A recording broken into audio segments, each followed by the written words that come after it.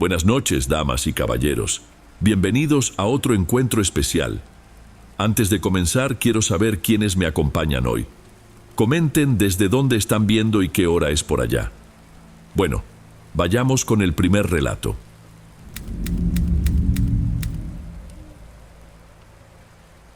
Buenas noches, Don. Mi nombre es Diego. Hay cosas que uno hace por ahorrarse unos cuantos pesos y termina pagando un costo que no se puede ni explicar. Todo pasó en una racha donde yo andaba buscando el hueso como repartidor de aplicación, allá por el año 2022. La lana no alcanzaba y me urgía una chamarra que aguantara los madrazos del viento arriba de la moto, pero sin gastar lo que no tenía. Por eso, un sábado tempranito, decidí darme una vuelta por el tianguis de chácharas que se pone bajo el puente del periférico, un sitio que usted debe ubicar bien.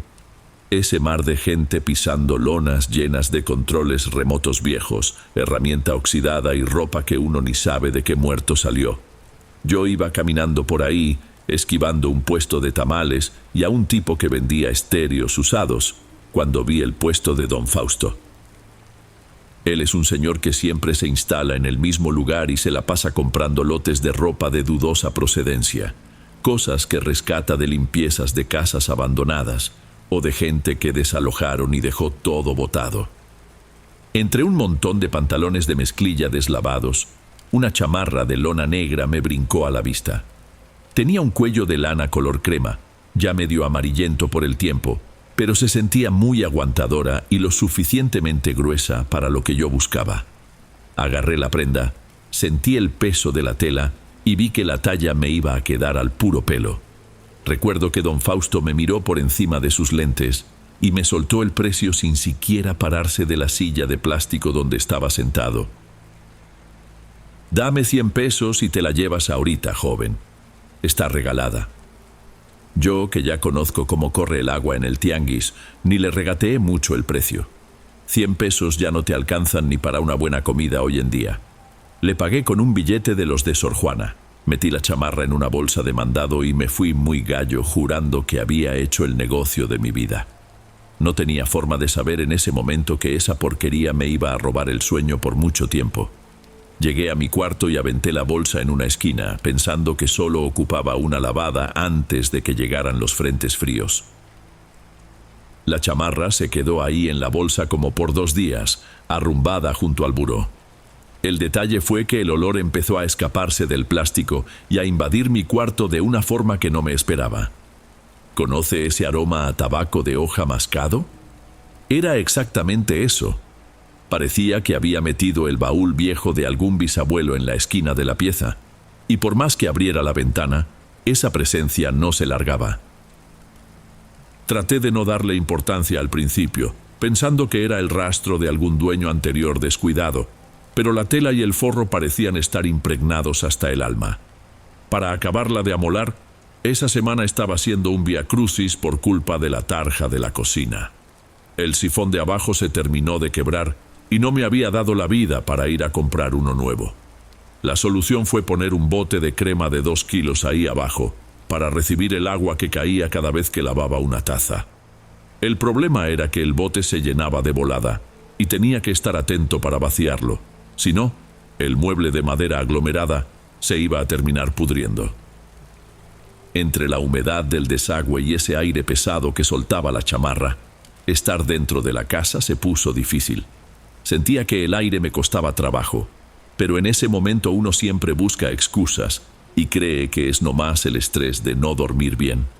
Esa mezcla de cansancio y peste me traía un mareo fastidioso cada que me acostaba. Esa noche, el sonido del agua desbordándose y pegando en el piso de la cocina me sacó del sueño como a las 2 de la mañana. Se me había pasado vaciar el bote antes de dormir. Me levanté con un humor de perros, sintiendo el piso frío en las patas, y fui hasta allá tropezando con mis propias chanclas. Mientras tiraba esa agua sucia en la tarja, el recuerdo del tabaco que venía del cuarto parecía haberse puesto más fuerte, como se le hubieran salido patas y se hubiera regado por todo el pasillo. Regresé a la cama e intenté cerrar los ojos otra vez, pero mi cabeza parecía un motor encendido. pensando en cuántos pedidos tendría que entregar al día siguiente para sacar los gastos. Cuando por fin logré quedarme frito, entré en un sueño que no tenía nada que ver con lo que suelo imaginar. Me veía parado en una bodega abandonada, de esas que se quedan a medias en las orillas de la ciudad, llena de pilas de block y polvo de construction. En medio de todo ese gris, 3 sujetos platicaban de espaldas a mí, cerca de un pilar descarapelado. Lo que me provocó un asco inmediato y un temblor en las manos fue notar que los 3 traían puesta exactamente la misma prenda que yo había comprado en el tianguis. Se alcanzaba a ver el brillo de la lona negra y el bulto del cuello de lana bajo la luz floja que entraba por unos agujeros en el techo de lámina. En el sueño, uno de ellos se giró para agarrar algo y escuché el sonido de un cierre de velcro despegándose lentamente cuando se ajustaba el puño de la manga. Ese ruido hizo que se me cerrara la garganta y el aire ya no pasó, haciéndome despertar de un brinco, con la playera pegada a la espalda de puro sudor. Miré hacia la esquina del cuarto, hacia la bolsa de mandado, y por un segundo me dio la impresión de que se había ladeado, con el asa movida y el bulto de la chamarra recargado en otro punto, como si alguien la hubiera manoseado mientras yo dormía. Uno siempre se inventa cuentos para lo que no entiende a la primera. Me pasé el día siguiente tratando de convencerme de que esa pesadilla era puro reflejo de mi preocupación por la chamba o del cansancio acumulado. Al final del día me había pasado todo el sábado viendo esa ropa y oliendo esa peste, así que era lógico que mi cabeza buscara meterla en mis sueños. Intenté seguir con mi rutina, pero la verdad es que le sacaba la vuelta a la esquina del cuarto donde estaba la bolsa. Cada vez que pasaba por ahí, sentía que el aire se ponía pesado, como si hubiera algo mal que no lograba explicar. Esa noche, el lío de la cocina volvió a fregarme. Había lavado unos trastes antes de dormir, y el bote de crema se llenó rápido. El ruido del agua me despertó justo a mitad de la madrugada. Fui para allá, arreglé el asunto y volví a la cama, pero el sueño que siguió se sintió demasiado real. Esta vez no estaba en la bodega de blocks. Me veía en el patio de la casa de mi hermana, un lugar que me conozco de memoria, con el mismo muro bajito y las sillas de cable en el porche. Solo que los colores se veían pálidos, como si al mundo le hubieran bajado el brillo. Mi hermana estaba sentada en un banco de madera, tapándose la cara con las manos, y mi sobrino Julito estaba tirado en el suelo junto a ella.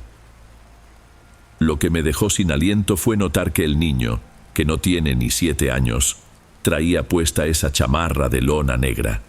La prenda le quedaba enorme, le sobraba tela por todos lados, pero el cuello de lana era bien visible, abrazándole el pescuezo.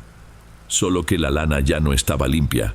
Estaba manchada con un tono café oscuro, mugroso, que parecía suciedad de tierra o de algo peor que le hubiera salpicado.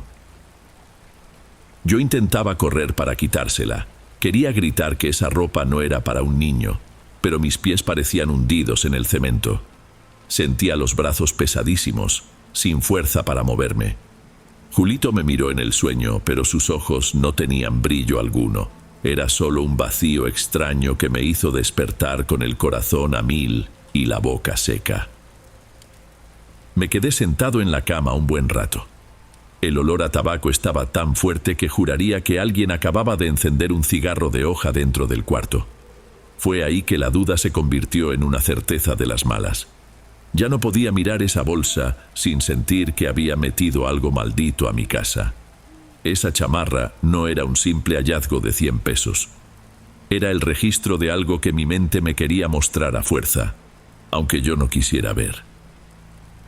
A la mañana siguiente me desperté con la cabeza explotando. Sentía como si me hubiera pasado un microbús por encima. Ya no podía tener ese estorbo en el cuarto dándome pretextos para soñar tonterías. Agarré la bolsa y la llevé al sotehuela, decidido a meter la chamarra a la lavadora con todo el jabón que tuviera a la mano. Antes de aventarla al tambor, empecé a revisar los bolsillos. Ese ritual que uno hace para no lavar la credencial o dinero por error. En los bolsillos de afuera no había nada, solo unas pelusas y un papel de dulce viejo. Fue cuando metí la mano en un compartimento interno, cerca del pecho, y sentí un bulto rígido, algo que no seguía el doblez de la tela. Tanteando el forro, me di cuenta de que había una especie de bolsillo secreto, bien escondido tras la costura principal, hecho para que nadie lo notara. Al forzar la entrada para ver qué era, el sonido de un cierre de velcro despegándose lentamente retumbó en la azotehuela, y les juro que sentí una punzada fuerte en el pecho y el ritmo de mis latidos se disparó, porque era el mismito ruido que me había perseguido en el sueño de la bodega. Metiendo los dedos en esa abertura apretada, saqué una memoria USB chiquita, de esas sencillas, con una etiqueta de papel medio rota. Tenía unos números escritos con pluma roja, algo que parecía una fecha o un número de inventario, pero la tinta ya se estaba borrando. Me quedé ahí tieso, viendo ese objeto sucio de polvo. Sabía que lo correcto era tirar eso a la basura y olvidar que alguna vez pisé ese tianguis, pero la verdad es que uno no puede ignorar una espina de ese tamaño. Me fui a la estancia y prendí la laptop, dejando la memoria ahí junto al mouse por unos minutos mientras cargaba el sistema. Pensaba que tal vez eran solo archivos de trabajo de alguien, o fotos de alguna fiesta que al dueño anterior se le olvidó borrar. Traté de convencerme de que era solo eso, curiosidad de gente que no tiene nada que hacer. Conecté el dispositivo y la lucecita verde empezó a parpadear con un ritmo rápido y nervioso. Abrí la única carpeta que apareció en la pantalla. El nombre era solo una secuencia de 9 números. Cuando la galería de imágenes cargó, se me nubló la vista por un segundo. No eran fotos normales. Eran registros hechos en un lugar oscuro, iluminados apenas por el flashazo de una cámara barata. Las primeras fotos mostraban gente de rodillas, con las manos amarradas con cinchos de plástico negros. El fondo era la misma bodega de blogs que había visto en mi sueño, con esas pilas de polvo y el techo de lámina. Fui pasando los archivos uno por uno, sintiendo un sabor amargo subiendo por la garganta y un vuelco en el estómago. Era una secuencia documental de pura brutalidad. Quien tomó esas fotos no tenía prisa. Registraba cada maldad contra esas personas de un modo que me daban ganas de cerrar los ojos. Llegué a una foto donde un hombre salía de espaldas a la cámara agarrando un objeto largo. Traía puesta la chamarra de lona negra con el cuello de lana. En el detalle de la imagen se alcanzaba a ver perfectamente una etiqueta roja de la marca cosida cerca de la cintura, exactamente donde yo le había visto un hilo suelto a la mía cuando la agarré en el puesto de don Fausto. El sudor empezó a correrme por las sienes, pero no era por calor.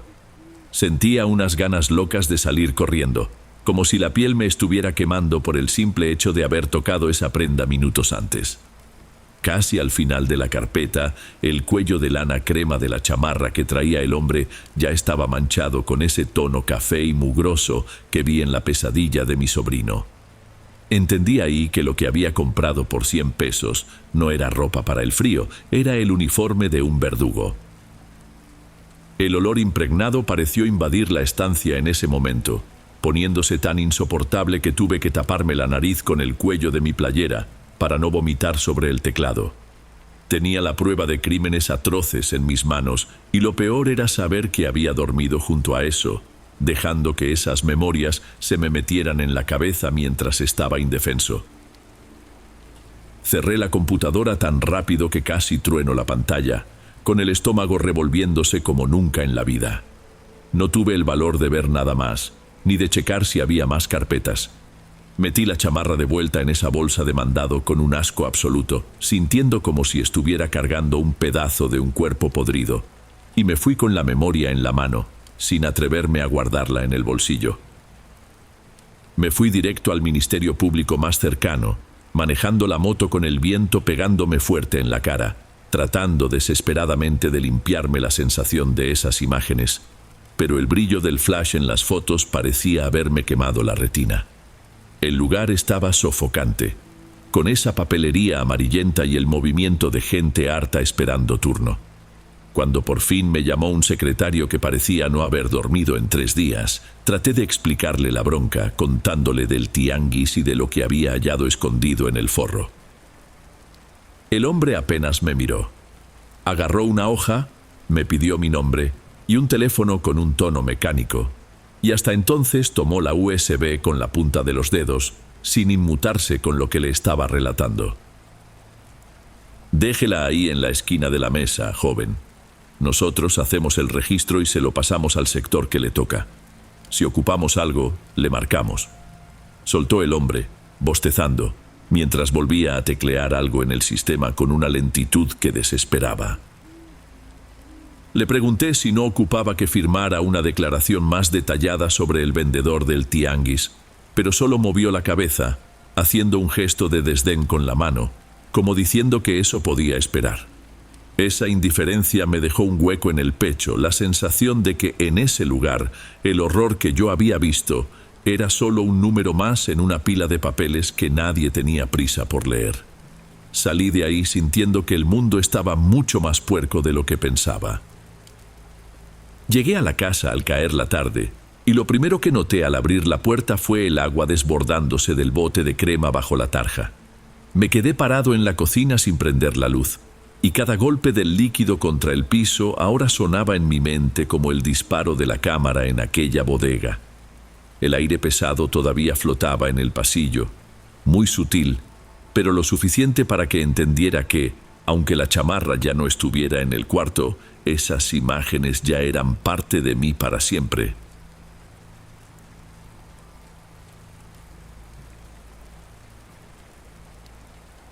Antes de pasar al siguiente relato, asegúrate de estar suscrito al canal y de haber activado la campanita para recibir las próximas historias.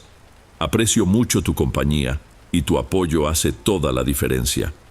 Bueno, sigamos.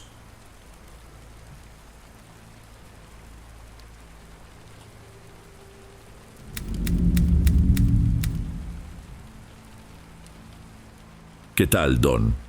Puedes decirme Chepa. Ya pasó un buen tiempo desde que ocurrió aquello. La verdad no sabría decirte el año con precisión, pero debió ser por allá de finales de los 70. En ese entonces yo era una jovencita que acababa de llegar de un pueblo de la provincia para buscarle ruido al chicharrón en la gran ciudad. Como no tenía estudios, me puse a trabajar en casas de familia. Siempre fui muy detallista con la limpieza, así que pronto me empezaron a recomendar con gente de alcurnia.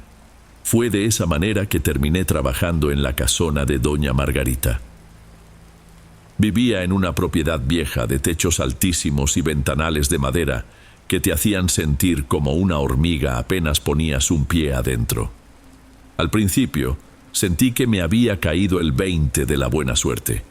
Ella era una señora muy elegante, pero se portaba amable conmigo. A veces me regalaba bolsas con ropa usada que todavía aguantaba un buen rato, y hasta me daba recipientes con comida que sobraba de sus cenas, lujos que yo jamás hubiera podido costear en el mandado. Ese tipo de detalles me hacían sentir que le debía la vida, ¿sabes? Me esmeraba en ser la mejor empleada del mundo para pagarle tanta consideración. Pero había una regla que me dejó muy clara desde el primer día, usando un tono de voz que no dejaba espacio para repelar. Me advirtió que yo solo iría los jueves y que, pasara lo que pasara, tenía que estar fuera de la propiedad antes de las 5 de la tarde. Si el quehacer no estaba terminado, debía dejar todo como estuviera y largarme. En ese momento no le di importancia. Pensé que eran excentricidades de la gente rica que valora mucho su privacidad al caer el sol. La paga era muy buena y yo tenía bocas que alimentar en casa. Uno se acostumbra a las mañas de los que tienen dinero cuando el hambre aprieta, y yo no iba a ser quien le pusiera peros a una patrona que me trataba tan bien. La mansión estaba llena de pasillos larguísimos, de esos donde la madera cruje bajo tus pasos por más que intentes caminar de puntitas. Al fondo del corredor principal había una puerta de madera maciza que siempre estaba bajo llave. Una tarde, mientras yo pasaba el trapeador por ahí, la señora Margarita se me apareció de la nada. No tenía esa sonrisa de cuando me daba las bolsas de ropa. Se puso rígida, con los músculos de la cara tan tensos que la piel parecía que se le iba a reventar, y me soltó que ese cuarto estaba clausurado y que tenía prohibido asomarme. Dijo que habían encontrado una plaga de termitas muy brava en las vigas y que el veneno que echaron los de la fumigación era veneno puro para cualquiera que lo respirara. Por lo mismo, no debía ni acercarme a la cerradura ni intentar limpiar ahí dentro. Cada vez que me tocaba sacudir la alfombra del pasillo, alcanzaba a percibir un olor penetrante a cloro concentrado que se escapaba por debajo de la puerta. Yo solo asentía y le daba el avión, pero por dentro ya tenía mis sospechas. Para mí que lo de las termitas era puro cuento, porque ese aroma no tenía nada que ver con una fumigación. Me entró la idea de que tenían a alguien encerrado, alguien que no querían que nadie viera. Como mi paga llegaba puntual cada semana, decidí que no era mi problema lo que escondieran al final del día. Mi única preocupación era apurarme con la sala para que no me dieran las 5 en el reloj. Me costaba trabajo lidiar con la pulidora de pisos, ese armatoste pesado y necio que tenía que empujar con fuerza por toda la estancia. Mientras le daba brillo al suelo, Theo, el hijo más chico de la señora, se quedaba cerca vigilándome. Era un niño demasiado callado para su edad. Una vez me detuve a descansar los brazos y él se me acercó para preguntarme si ya me había tocado ver a las visitas que su papá recibía en el fondo de la casa. El escuincle se me quedó viendo muy serio, con una mirada que no era de un niño. Me juró que ahí no había ningún bicho. Decía que el olor era para calmar a los invitados, personas que, según él, ya no tenían necesidad de comer ni de hablar. Yo solo solté una risita nerviosa y le dije que no anduviera inventando historias. Me convencí de que eran fantasías de un niño solitario, pero te confieso que, al encender la pulidora otra vez, el zumbido de la máquina ya me provocaba una sensación de incomodidad en el estómago. Ese jueves en particular parece que el destino se ensañó con mi horario. Desde temprano, cuando iba saliendo de mi casa, se me reventó la correa de mi guarache de cuero favorito. No tenía otro par a la mano y ya iba contra el reloj, así que no me quedó de otra que buscar un clavito y martillarlo en la suela para remendar la correa. Lo malo fue que la punta del clavo quedó un poco salida hacia arriba y con cada paso sentía un pinchazo molesto en la planta del pie. Llegué cojeando a la parada y, para colmo, se me pasó el primer camión. Terminé llegando a la casona casi 30 minutos tarde. La señora Margarita caminaba de un lado a otro en la estancia con las manos entrelazadas en la espalda. En cuanto me vio entrar, ni me preguntó cómo estaba. Se limitó a señalar el reloj de pared que marcaba las 9 de la mañana y me soltó una orden tajante. «Tienes que moverte más rápido hoy, Chepa. No quiero ver a nadie aquí adentro después de las 5». Lo dijo sin siquiera mirarme a los ojos. Su voz sonaba áspera y noté que tenía el rostro endurecido, con el ceño muy fruncido. Quise disculparme, pero me dejó con la palabra en la boca. Se dio la vuelta y se fue hacia la parte trasera de la casa. Empecé la jornada sintiendo los latidos en el pie por culpa del clavo mal puesto. Cada que subía la escalera, el dolor me recordaba que iba más despacio de lo normal. El sudor me resbalaba por la frente de la pura angustia de ver cómo avanzaban las manecillas. Estaba tan concentrada en recuperar el tiempo perdido que no me fijé en qué momento el ruido cotidiano de la casa se apagó por completo. Logré cruzar el portón cuando faltaban 5 minutos para las 5 de la tarde. Salí casi volando, sintiendo cómo el clavo me perforaba la calceta en cada paso.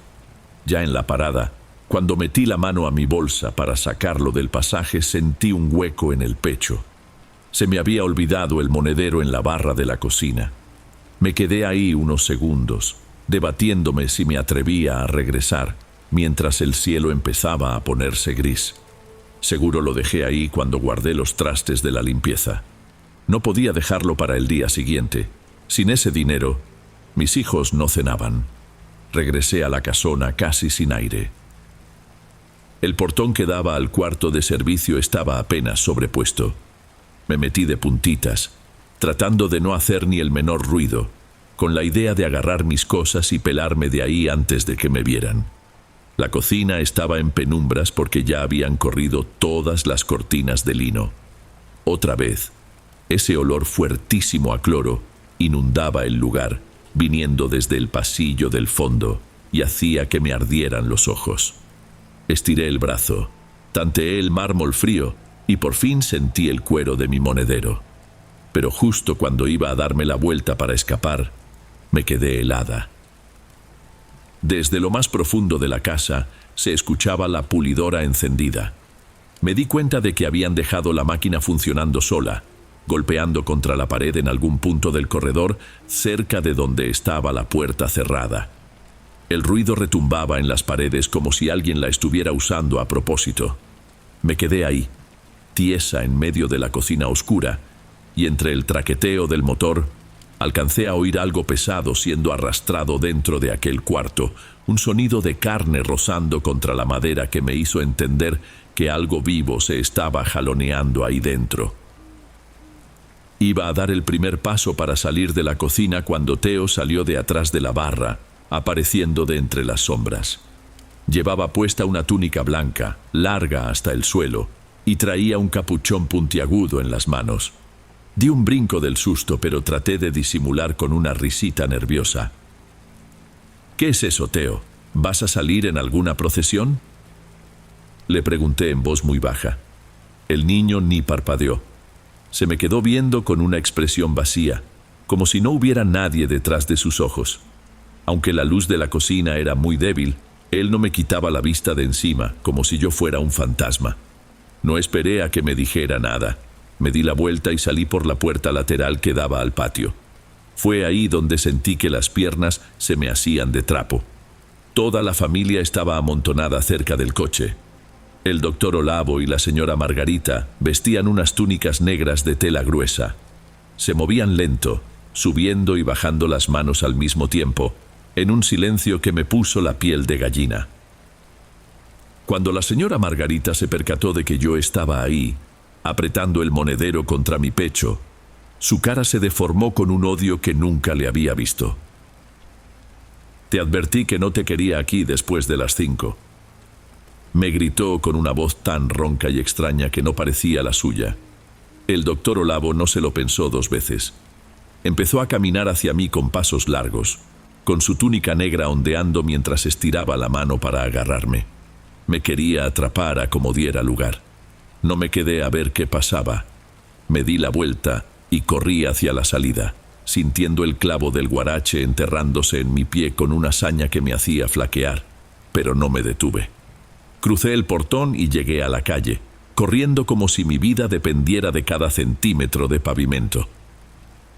Llegué a mi casa con el pie en carne viva y la calceta empapada de sangre. Mi esposo, Beto, estaba sentado a la mesa y por poco tira su jarro de café del susto al verme así. Él llevaba años trabajando como investigador en la policía, pero conforme le iba soltando todo lo que vi en esa mansión, su cara se puso tan seria que me dio miedo. Se limitó a cerrar la cortina de la cocina, le echó llave a la puerta y me pidió que me sentara. Me explicó, hablando casi en un susurro, que ya había escuchado ese apellido en los pasillos de la delegación, pero siempre que alguien lo mencionaba, todos se callaban o cambiaban de tema. «Olvida que esa casa existe, Chepa. Si alguien te pregunta, tú diles que nunca pusiste un pie ahí», me dijo, agarrándome de los hombros con fuerza. «Nosotros no somos nada comparados con ellos. Si te pones a contar lo que viste, el riesgo no es que te metan a la cárcel. El riesgo es que nos borren del mapa». Nunca más puse un pie en ese rumbo, pero la tranquilidad jamás regresó del todo a nuestras vidas. De vez en cuando veo un coche de lujo con los vidrios oscuros pasando despacito por nuestra calle y siento que se me cierra la garganta mientras agacho la mirada. Nunca le he dicho el nombre completo de esa familia a nadie. Lo que atestigué esa tarde no era para ojos de gente común, y lo más triste es saber que, para los que mueven los hilos, mi vida vale menos que la mugre que yo le quitaba a sus muebles.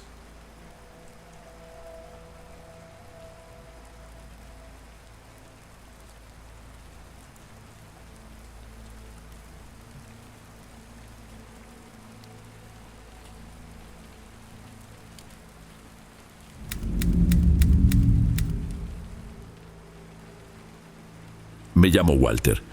Todo esto ocurrió hace ya un buen tiempo, unos 26 años, si la memoria no me traiciona.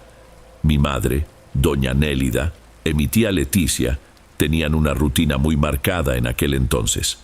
Iban a clases de natación en un centro deportivo que estaba en el pueblo vecino, a unos 40 minutos en el camión por pura terracería. Su entrenamiento siempre terminaba al final del día, como a las 6 de la tarde, y duraba 1 hora completa. Asistían unas 3 veces por semana y nunca habían pasado por un susto. Pero ese día la suerte les dio la espalda. La tía Leticia se demoró de más en los vestidores y acabaron perdiendo el transporte de siempre. Tuvieron que aguardar en la parada por otros 20 minutos, ya bajo el manto de la noche. Fue durante esa espera que la maleta de lona de mi mamá se echó a perder. El cierre de metal se rompió por completo y ella no tuvo más remedio que cargar aquel bulto entre los brazos, pesado por las toallas empapadas. Mi madre siempre fue una mujer muy aterrizada. No creía en nada que no pudiera tocar, así que su única preocupación real era el cansancio y el tramo de tierra que tendrían que recorrer en la penumbra. El camión finalmente se detuvo y las dejó en aquel paraje solitario donde se acaba el pavimento e inicia el lodo. De ahí en adelante, el alumbrado público era un privilegio inexistente y solo contaban con la débil claridad de la luna y la luz de alguna miscelánea lejana. Doña Nélida estaba de mal humor, refunfuñando entre dientes mientras intentaba hacer malabares con la carga en sus brazos. La maleta de lona se le resbalaba a cada rato por lo estorboso de las toallas mojadas. Le decía a mi tía que ya sentía el brazo entumecido de tanto cargar ese triperío, pero no había mucho que hacer. La tía Leticia intentó echarle una mano, pero la caminata era larga y el suelo estaba lleno de baches y piedras sueltas, lo que hacía que fuera muy fácil perder el equilibrio. Pasaron frente a la pequeña iglesia de piedra y por unos changarros donde la gente solía quedarse a platicar al terminar la jornada. Cerca de una vieja bodega de madera, 3 hombres estaban sentados en sillas de cable, con vasos de vidrio en la mano y una botella de tequila sobre un guacal. Mi madre, que siempre fue muy seria, les soltó un buenas noches seco, solo para que no dijeran que era una maleducada. «Buenas noches, muchachas», respondió uno de ellos, con esa voz arrastrada de quien lleva horas dándole al trago. Los otros 2 no dijeron ni media palabra, solo se quedaron mirando el movimiento de sus piernas mientras ellas se internaban en la parte más oscura del camino. Mi madre no volteó, pero apretó la maleta contra el pecho y apuró el paso. Me contó después que sintió un escalofrío erizándole la piel de inmediato y que las palmas de sus manos empezaron a sudar de forma repentina. No pensaba en espantos, sino en el silencio pesado que guardaron esos tipos apenas ellas pasaron de largo. El trayecto se estaba volviendo insoportable por culpa de esa bolsa opresora. La única correa que quedaba le calaba en el hombro a mi mamá y tenía que cambiar el bulto de brazo cada 50 metros para que no se le cortara la circulación. La tía Leticia iba unos pasos adelante tratando de distinguir las huellas de las camionetas en la tierra batida para no falsearse un tobillo. Estaban justo a la mitad de un tramo donde la milpa crecía tan alta que formaba un pasadizo cerrado y el aire ahí dentro se sentía estancado. Fue entonces cuando la tía se detuvo en seco. No dijo nada, solo le apretó el brazo a doña Nélida y señaló con la barbilla hacia atrás. Al principio, mi madre pensó que era solo el viento moviendo las cañas, pero tras un segundo de silencio, ella también lo percibió. Era el sonido clarito de unas botas golpeando el cascajo, pero con un ritmo constante, demasiado veloz para alguien que solo va de paseo. Aquellos sujetos de la tienda habían soltado la botella y venían tras ellas. El montón de toallas mojadas pareció duplicar su peso en ese instante. Mi madre intentó dar un tirón a la maleta para acomodarla, mas el tejido húmedo se le patinó y por poco termina en el suelo. Le dio un jalón al brazo de mi tía y las 2 empezaron a trotar, ignorando el dolor en las piernas. El problema era que, entre más rápido iban, más nítido se volvía el crujir de las piedras detrás de sus pasos. Se sentía que ellos ya no estaban tratando de ocultar que las estaban siguiendo. La tía Leticia empezó a respirar con dificultad, ese jadeo de quien está a punto de perder los estribos por el susto, y mi madre solo podía pensar en cómo esa maldita bolsa asquerosa las estaba frenando. Sabían que a ese ritmo las alcanzarían mucho antes de llegar a la curva que daba a las primeras casas del pueblo. La situación se volvió desesperante cuando llegaron a un punto donde el camino se ensanchaba un poco, pero seguía flanqueado por maleza espesa. Mi madre comprendió que ese bulto iba a ser la perdición de ambas. Estaba sofocada, con el sudor corriéndole por la frente y calándole en los ojos, mientras la correa improvisada le partía la palma de la mano. Miró a la tía Leticia, que tenía la cara blanca como la cal, y entendió que no podían seguir juntas a esa velocidad.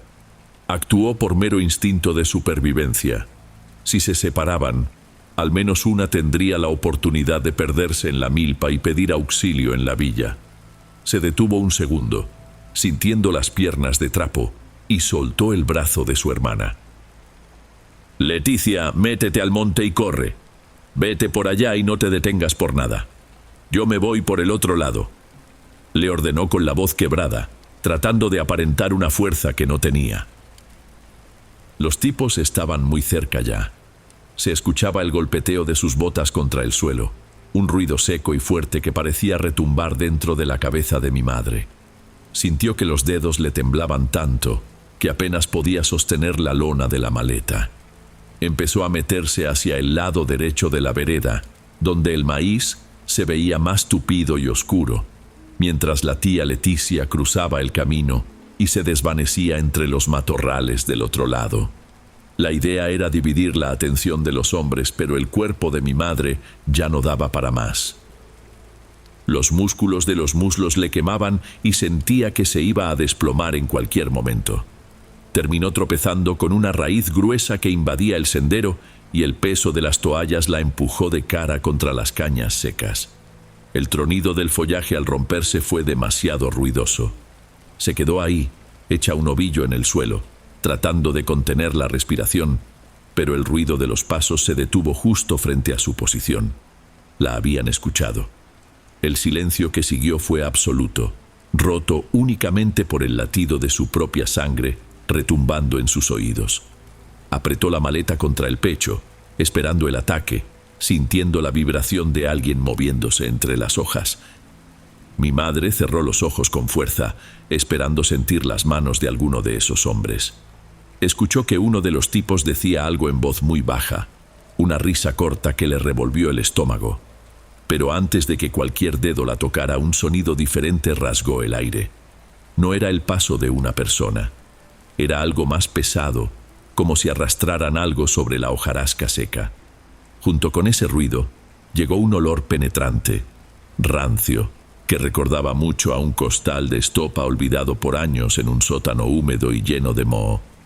Era una peste que se le quedaba pegada en la garganta. Abrió los ojos muy despacio y vio una silueta recortada contra la luz de la luna. Al principio, mi madre no logra entender qué era, pensando simplemente que un animal de gran tamaño había salido de la milpa. Cuando la sombra se quedó quieta frente al resplandor lunar, notó que la anatomía era de un perro, pero las proporciones estaban totalmente descuadradas. Era inmenso, más grande que cualquier canino que hubiera visto en su vida, con un pelaje negro tan denso que se fundía con la oscuridad de alrededor, dejando ver solo el contorno de una musculatura imponente. El animal se plantó exactamente entre ella y los tres hombres, que ahora estaban congelados a mitad de la vereda. Lo que más impactó a mi madre, y que hasta el día de hoy cuenta con un nudo en la garganta, fue la manera en que esa criatura se movía. Cuando dio un paso hacia el frente, gruñendo de un modo que parecía salir de lo profundo de un pecho humano fatigado, las coyunturas de las patas traseras se doblaron de una forma que no era natural para un animal. Parecía que tuviera rodillas, como las de una persona en cuclillas. Los hombres, que antes se sentían muy valientes, no soltaron ni un pujo. El más alto de ellos retrocedió 2 pasos, tropezando con sus propios pies, y los otros 2 dieron media vuelta y salieron disparados por el camino, sin fijarse por dónde iban. La bestia no los persiguió. Solo se quedó ahí, de pie, pelando los dientes mientras esa respiración dificultosa de quien hace un esfuerzo sobrehumano llenaba el hueco entre los surcos del maíz. Mi madre, a pesar del pavor, se obligó a pensar que era solo un perro de rancho de alguna propiedad cercana, aunque ese tamaño no fuera de este mundo. Mi madre logró ponerse en pie, con las piernas todavía tan flojas que apenas sostenían su peso. Silbó bajito para llamar a la tía Leticia, que asomó poco después, saliendo de entre las hojas de la milpa con el rostro cubierto de sudor y tierra. No se dijeron nada. El miedo de atraer a los hombres de vuelta era más grande que las ganas de desahogarse. Regresaron al centro del camino de barro, y fue ahí cuando se dieron cuenta de que no caminaban solas. El bicho enorme había empezado a andar justo detrás de ellas, manteniendo una distancia constante de unos 3 metros durante todo el tramo final hasta las primeras casas. No ladraba, no volvía a gruñir, solo caminaba con ese paso extraño que producía un sonido rudo, como algo siendo arrastrado por la vegetación seca. El olor a costal de estopa húmedo y mohoso se quedó impregnado en el aire que las rodeaba, tan fuerte que mi madre sentía un sabor amargo en la raíz de la lengua. Intentaba mantener la vista fija en el camino, pero de vez en cuando miraba de reojo. El animal era tan alto que su lomo casi llegaba a la altura del hombro de la tía Leticia. La respiración de la criatura era el signo más inquietante de esa noche. Era profunda, ruidosa, como si viniera de unos pulmones humanos exhaustos y no de un perro. Mi madre le susurró a su hermana que ese debía ser un perro de alguna hacienda rica de la zona, uno de esos animales importados a los que les dan comida especial para que crezcan tanto. Debe ser un gran danés, Leticia o algún perro de esos que cuidan los ranchos grandes, comentó con la voz temblorosa, tratando de convencerse a sí misma mientras abrazaba la maleta rota. La tía Leticia no le contestó, solo apuraba el paso, con los ojos clavados en el suelo, rezando en silencio. La caminata que antes parecía eterna, ahora se hacía pesada por aquella presencia. La naturaleza alrededor se había quedado en un silencio sepulcral. Ni los grillos ni las ranas de las zanjas hacían ruido. El único sonido en el mundo era el de sus botas en el cascajo y aquel movimiento arrastrado justo a sus espaldas. Daba la impresión de que las venía custodiando un guardián que al mismo tiempo era lo más peligroso de todo ese lugar. En cuanto las luces de los primeros postes de nuestra calle empezaron a verse a lo lejos, el bicho se detuvo. Simplemente se internó en la negrura de la milpa con una agilidad que no cuadraba con su enorme volumen. Las dos llegaron a casa hechas pedazos, con doña Nélida a punto de soltar la maleta en la banqueta, porque ya no aguantaba el dolor en el brazo.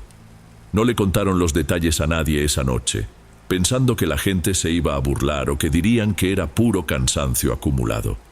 Pero el tiempo voló, y unos meses después, durante la fiesta patronal del pueblo, la verdad salió a relucir sin aviso. Mi abuelo estaba platicando cerca de un puesto de comida con don Nibardo, un vecino que vivía en un rancho pegado a aquella milpa.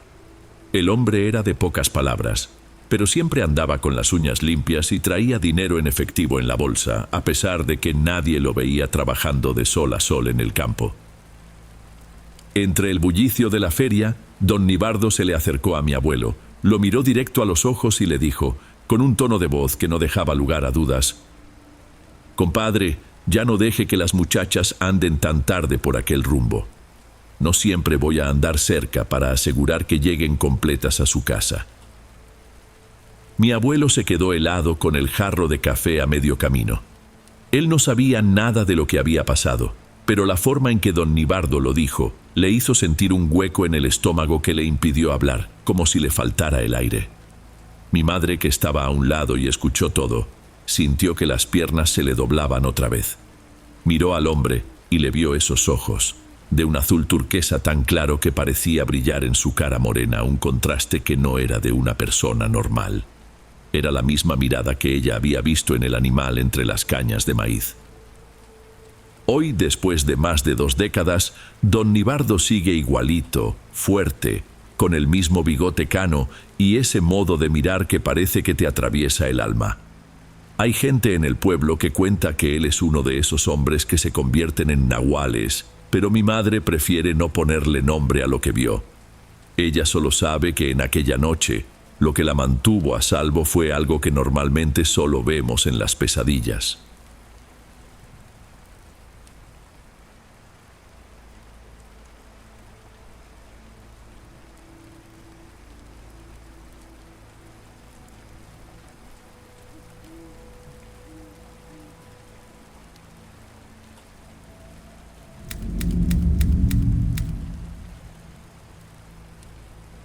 Buenas noches, Don. Mi nombre es Sebastián, pero por este rumbo todos me mientan Chano. No tuve escuela, a duras penas sé garabatear mi firma, pero entiendo los caprichos de la tierra mejor que nadie. Le entregué 30 años de mi vida a este rancho. Llegué aquí siendo un chamaco, con la espalda derecha y mucha fuerza, y ahora me voy. O mejor dicho, pretendían echarme, con la columna toda doblada de tanto cargar bultos. El rancho está allá donde topa el camino, Don. Pasando la cerca principal, no hay más que monte y cerros. Para dar con este lugar, hay que aventurarse por una vereda de tierra colorada que, en cuanto caen las primeras gotas, se pone como jabón, Dios me ampare. Y está el arroyo del Sapo, que corta el paso justo en la entrada, en un vado bajito que uno tiene que cruzar para llegar al portón. Es un hilo de agua mansa, color chocolate, pero se le debe tener respeto porque en tiempos de aguas sube de golpe y no perdona. La desdicha se nos vino encima cuando falleció don Helio. Era un hombre cabal, venía poco por acá, pero nos dejaba vivir en paz. La desgracia fueron los herederos, un sobrino suyo, un muchacho joven y la esposa. Gente de la capital, ya sabe usted. De esos que piensan que la leche brota de las cajas. Nunca ensuciaron sus botas en el lodo, nunca supieron lo que es clavar un poste de cerca. Nomás se pararon por aquí una vez para medir el terreno con los ojos e hicieron el feo por el olor al corral. Ni el saludo me dirigieron bien. Me miraban como si yo fuera un trasto viejo, de esos que estorban cuando uno quiere cambiar la decoración de la casa. La semana pasada me soltaron el recado. No fue una plática, no señor. Fue una orden.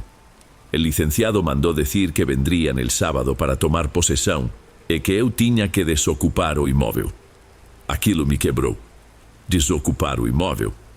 Aquilo não era imóvel para mim, era minha vida.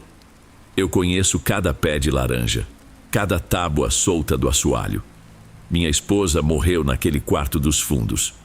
Meus cachorros tão enterrados perto do pomar. Onde é que eu ia enfiar minha tralha? Eu não tenho para onde ir. Tenho 50 anos y nada no bolso. El tiempo empezó a descomponerse el viernes por la tarde. Se sentía un bochorno pesado, insoportable, con las cigarras chillando con rabia para luego callarse de golpe, que es el aviso de que viene el agua fuerte. Yo miraba hacia el horizonte y divisaba esas nubes negras cargadas, amontonándose sobre el cerro como si fueran lana sucia. Sentía en la rodilla que se venía un temporal de los buenos. Y en el pecho, Don, sentía una opresión, una angustia que me robaba el aire. No podía permitir que vendieran el rancho. No iba a dejar que me arrearan de aquí como a un perro sarnoso. Fue entonces que la desesperación me nubló el juicio. Uno cuando está contra la pared comete burradas, y yo cometí la peor de todas. Yo no soy un hombre de mala entraña, Don. Jamás le he deseado una enfermedad o la muerte a nadie. Pero el miedo hace que uno busque consuelo donde no debe. Mi abuela contaba que el crucero de caminos es lugar de trueque. Dejas algo y te llevas otra cosa a cambio. Mi única intención era que se arrepintieran. Quería cerrarles el paso, como decimos en el campo. Que el negocio se les salara, que el coche se les quedara tirado antes de llegar, que el lugar les pareciera horrible. Cualquier cosa con tal de no perder mi techo. Aguardé a que la noche cerrara por completo. El cielo tenía un color morado muy extraño, sin una sola estrella a la vista. Saqué una botella de mezcal barato que guardaba en la alacena, de esas que ya traen la etiqueta despegada, y una vela blanca de las normales. Caminé hasta el crucero de tierra firme, unos 500 metros antes de la entrada principal, justo donde el barranco cae hacia el arroyo. El aire estaba estancado, caliente de más, como se siente uno frente a un horno encendido. No se oía ni un grillo, ni una lechuza. Solo ese silencio espeso que le hace zumbar a uno los oídos. Me paré a la mitad del cruce e hice arder el fósforo. La flama de la vela se quedó derechita, sin moverse, porque no soplaba ni el más mínimo aliento de viento. Derramé el mezcal en un círculo, trazando una frontera sobre el suelo reseco. La tierra se tragó el aguardiente al instante. Me puse de rodillas y solté mi ruego. No le pedí al diablo, se lo pedí a las ánimas, a los compadres que guardan las veredas. Lo dije en voz alta, con un nudo en la garganta. No los dejen pasar, traben este camino, hagan que den la vuelta. Esta tierra es mía por derecho de sudor. Nomás acabei de hablar e senti vento gelado bater na minha nuca. Não veio devagar, veio num sopro só, levantando a poeira da estrada nos meus olhos. A chama da vela apagou na hora. E aí veio o estrondo. Trovão seco, estourado, que tremeu o chão debaixo do meu joelho. Não parecia barulho de chuva normal, parecia barulho de pedra rachando. O cheiro de terra molhada subiu forte, misturado com o cheiro de mato queimado, sabe? Aquele cheiro de quando o raio cai perto. Eu levantei correndo, arrepiado, sentindo que tinha sido ouvido. Só que a gente nunca sabe se quem ouviu entendeu o pedido do jeito que a gente fez. Eu voltei para casa apressado, e a cada passo os pingos grossos começavam a marcar a poeira vermelha da estrada. El sábado por la mañana, el sol ni se atrevió a asomar la cara. El cielo estaba de un tono gris plomizo, quieto. Parecía un techo de cemento bajito sobre nuestras cabezas. Me quedé sentado en el portal, esperando. Como a las 10 de la mañana escuché el bramido de un motor. No era el ruido de una carreta ni de un tractor, era un sonido fino, pero con mucha potencia. Una de esas camionetas gigantes, negra, que brillaba tanto que calaba la vista, entró cortando el lodo de la entrada. Parecía una nave de otro world, aterrizando en mitad del corral. Se bajaron el mentado sobrino y la mujer. Él, un tipo de cara lisa, con su camisa tipo polo bien planchada y los lentes oscuros puestos en la frente. Ella traía el pelo suelto, unos pantalones blancos, imagínese, para venir a un rancho, y unos tenis de esos caros. Lo primero que hizo al pisar fuera del coche fue un gesto de asco. Se manchó con un charco de barro y sacudió el pie como se tratara de veneno. Yo bajé los escalones del portal, me quité el sombrero e intenté darles un buenos días con todo respeto. Ni me pelaron. El joven pasó a mi lado pegado al celular, renegando porque la señal estaba muy débil. La mujer nomás me barrió de arriba abajo y me soltó si la casa estaba limpia. Se metieron hasta mi cocina sin pedir permiso. Yo había colado café de olla calientito, lo puse en el termo sobre la mesa de madera junto con un pan de dulce que yo mismo había horneado. Pensé que eso les ablandaría un poco el alma. ¡Qué esperanza! La mujer miró mi taza de peltre despostillada, miró el termo, hizo una mueca de desprecio y le dijo al marido que ella traía agua embotellada en la camioneta, que mejor no se arriesgaba a beber nada de ahí. Aquello me caló más que una bofetada. Me sentí como un animal mugroso. Mientras ellos daban vueltas por la casa, midiendo las paredes y gritando sobre tumbarlo todo para armar un área de asadores con alberca, el tiempo allá afuera se terminó de descomponer. No fue de a poco. Fue de un solo golpe. La nube bajó tanto sobre el cerro que la luz se murió, y el mediodía se volvió noche en un par de minutos. Las gallinas en el patio se quedaron mudas. El viento empezó a silbar por las rendijas de la ventana, un sonido agudo, finito, que recordaba al llanto de alguien. Yo observaba el cielo y veía las nubes girando con prisa, tragándose el monte. El corazón se me puso a 1000. Me acordé de la vela, del mezcal. ¿Sería eso? ¿Habría traído yo esa oscuridad junto con ellos? El muchacho se arrimó a la ventana, Vio el tiempo feo y se rió, diciendo que los aguaceros de verano se van rápido. Pobre, no tenía idea de lo que se estaba cocinando arriba de nosotros. Cuando el agua se soltó, no fue lluvia, fue una sentencia. Se escuchaba como si estuvieran lanzando cubetadas de piedras sobre las tejas. El estruendo era tan fuerte, pero tan fuerte, que teníamos que gritarnos para entendernos dentro de la sala. Los vidrios temblaban en sus marcos. En cosa de minutos, el patio desapareció. Uno miraba por la ventana y solo veía una mancha blanca, una cortina de agua escurriendo que lo deformaba todo. La casa, pobrecita, ya vieja y cansada, empezó a quejarse. Brotó una gotera en la estancia, justo encima de donde estaba la señora. Ella dio un brinco, toda llena de asco, limpiándose la gota en el hombro de su blusa fina. El olor a humedad de los muros, ese aroma a ladrillo mojado al que uno ya está acostumbrado, para ellos era como veneno. La mujer se tapaba la nariz, desesperada. Y luego, para rematar, se oyó un tronido afuera, seguro una rama que cayó sobre los cables. La luz parpadeó una vez, dos, y se apagó de vez. Nos quedamos en la penumbra total. Solo se distinguía el resplandor de los relámpagos dibujando la ventana, iluminando sus caras de susto por un segundo, antes de que todo volviera a quedar oscuro. El joven prendió la lamparita de su celular, esa luz blanca y debilucha que le temblaba en la mano. «Esto es un chiquero, Elio. Yo no me quedo aquí en lo oscuro con este olor», chilló ella, casi al borde del llanto. Yo caminé hacia la cocina, tanteando, y saqué un quinqué de petróleo viejo.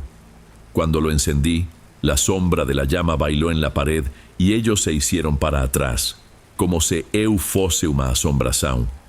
O medo deles não era só da chuva, era de mim. Era de estarem presos no meio do nada, no escuro, com o caseiro ignorante. A arrogância deles começou a virar pânico. O rapaz disse: «Vamos embora agora. O carro é seguro.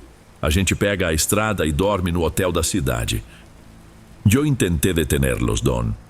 Se lo juro por la memoria de mi madre que lo intenté. Al ver al muchacho agarrando las llaves y a la mujer ya en el marco de la puerta con la bolsa sobre la cabeza, para no arruinarse el peinado, me les puse enfrente. El golpeteo del agua en el techo era tal que tuve que desgañitarme. Les dije que no era una lluvia de esas que pasan pronto, que era una tromba de agua. Les advertí que el arroyo del Sapo, ahí mismito antes de la entrada, ya debía estar lamiendo el vado del camino. Y ahí no hay barandales, es puro concreto y madera vieja. Si el agua lo tapa, uno ya no sabe dónde termina la vereda y dónde empieza el hoyo. Junté mis manos suplicándoles.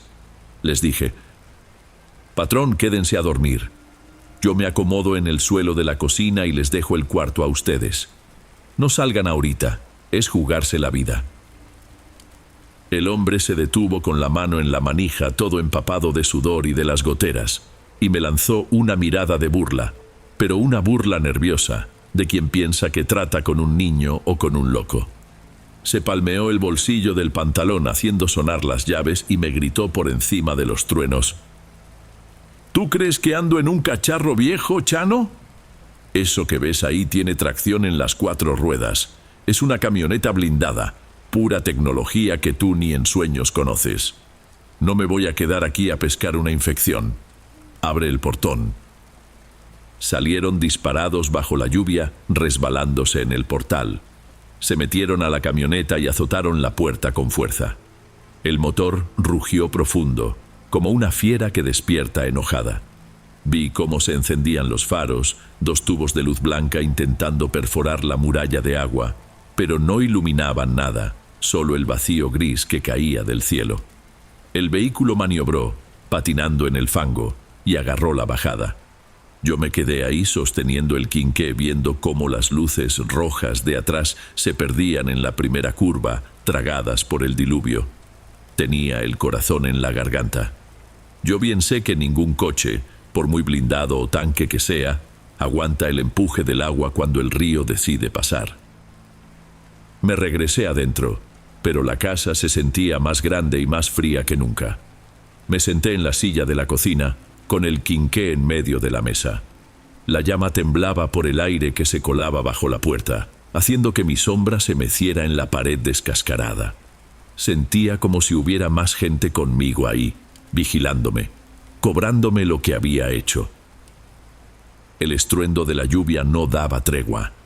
El tejado parecía quejarse como si estuviera recibiendo pedradas sin parar. Yo trataba de aguzar el oído, me esforzaba por distinguir el sonido del motor en el camino, o tal vez un claxon, ellos volviendo arrepentidos. Pero era imposible escuchar otra cosa que no fuera el agua. Me puse a rezar. No oraciones de esas de memoria, sino una plática desesperada con Dios. Le pedí perdón. Dije fuerte: por el amor de Dios, cuídalos. No dejes que mi maldad les alcance. Yo entrego la casa. Yo me largo mañana. Pero deja que lleguen bien. La culpa empezó a carcomerme las entrañas, Don. Me miraba la mano, la misma mano que derramó el mezcal en la tierra, y sentía un peso que no podía aguantar. Yo había pedido cerrar el paso, ¿verdad? ¿Y si la tormenta era la tranca?